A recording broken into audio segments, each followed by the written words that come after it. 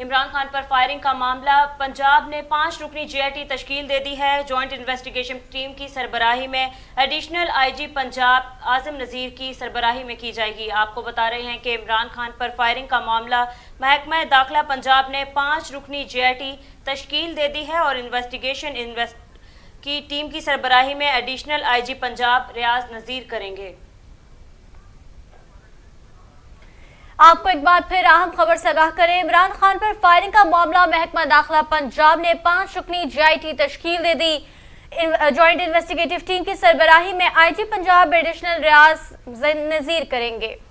آپ کو بتا رہے ہیں عمران خان پر فائرنگ کا معاملہ، محکمہ داخلہ پنجاب نے 5 رکنی GIT تشکیل دے دی ہے۔ جوائنٹ انویسٹیگیشن ٹیم کی سربراہی ایڈیشنل IG پنجاب ریاض نذیر کریں گے۔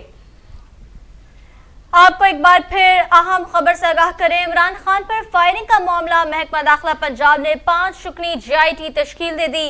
آپ کو ایک بار پھر آگاہ کریں کہ عمران خان پر فائرنگ کا معاملہ، محکمہ داخلہ پنجاب نے 5 رکنی JTI تشکیل دے دی۔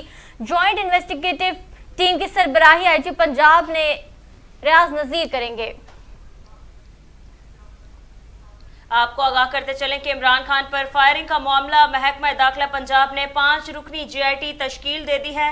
جوائنٹ انویسٹیگیشن ٹیم کی سربراہی ایڈیشنل IG پنجاب ریاض نذیر کریں گے۔ آپ کو پھر بتاتے چلیں کہ عمران خان پر فائرنگ کا معاملہ، محکمہ داخلہ پنجاب نے 5 رکنی GIT تشکیل دے دی ہے اور جوائنٹ انویسٹیگیشن ٹیم کی سربراہی ایڈیشنل IG پنجاب ریاض نذیر کریں گے۔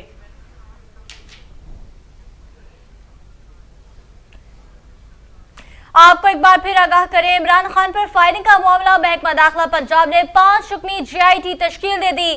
جوائنٹ انویسٹیگیٹو ٹیم کی سربراہی ایڈیشنل IG پنجاب ریاض نذیر کریں گے۔ آپ کو ایک بار پھر آگاہ کریں کہ عمران خان پر فائرنگ کا معاملہ، محکمہ داخلہ پنجاب نے 5 رکنی GIT تشکیل دے دی۔ جوائنٹ انویسٹیگیٹو ٹیم کی سربراہی ایڈیشنل IG پنجاب ریاض نذیر کریں گے۔ اہم خبر سے آپ کو آگاہ کریں اور بتائیں کہ عمران خان پر فائرنگ کا معاملہ، محکمہ داخلہ پنجاب نے 5 رکنی GIT کمیٹی تشکیل دے دی ہے۔ جوائنٹ انویسٹیگیشن ٹیم کی سربراہی ایڈیشنل IG پنجاب نذیر کریں گے۔